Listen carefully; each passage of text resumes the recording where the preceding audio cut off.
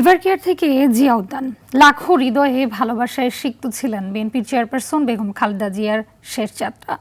সর্বোচ্চ রাষ্ট্রীয় সম্মান পেয়ে স্বামী জিয়াউর রহমানের পাশেই চিরনিদ্রায় শায়িত হন তিনি। দাফন শেষে প্রিয় নেত্রীর কবরে ফুলেল শ্রদ্ধা জানাতে রাত পর্যন্ত অপেক্ষা করেন দেশের বিভিন্ন প্রান্ত থেকে ছুটে আসা সাধারণ জনতা। আর জানাচ্ছেন শামীম চৌধুরী। দেশের বাইরে আমার কোনো ঠিকানা নেই, এটাই হলো আমার ঠিকানা। এই দেশ, এই দেশের মাটি, মানুষই আমার সব কিছু, কাজে আমি দেশের বাইরে যাব না।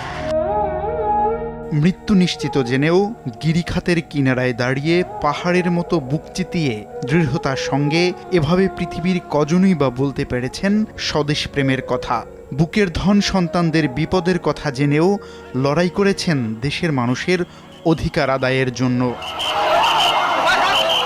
খালেদা খানম পুতুল থেকে দেশনেত্রী কিংবা আপসহীন নেত্রী বেগম খালেদা জিয়া হয়ে ওঠার পথটা ততটা মসৃণ ছিল না।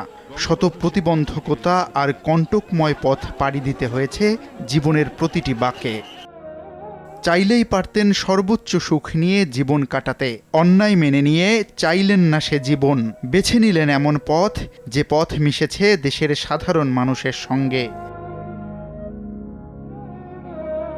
অবিচার আর জুলুমের শেকল বেড়ি আটকাতে পারেনি বেগম খালেদা জিয়াকে। নিজেকে আটকাননি গোলামির জিঞ্জিরে। নিজে গৃহবন্দী থেকেও লড়েছেন দেশের মানুষ আর গণতন্ত্র মুক্তির জন্য। বেগম খালেদা জিয়া আপন করে নিয়েছিলেন দেশ ও দেশের মানুষকে। পাহাড় থেকে সমতল, দেশের এ প্রান্ত থেকে ও প্রান্ত, সব জায়গা থেকে মানুষও ছুটে এসেছেন তার অন্তিম শয়নে। ওনার একটা বক্তব্য থেকেই হচ্ছে গিয়ে আমার ইন্সপায়ার হওয়া, আমার দেশের বাইরে কোনো যাওয়ার জায়গা নেই। ভালোবাসার টানে বাংলাদেশের শেষ সীমানা সেন্ট মার্টিন দ্বীপ থেকে নেত্রীকে দেখতে আসলাম। দোয়া করি, প্রার্থনা করি আল্লাহ পাক রব্বুল আলামিন তাকে যেন জান্নাতুল ফেরদাউস নসিব দান করেন।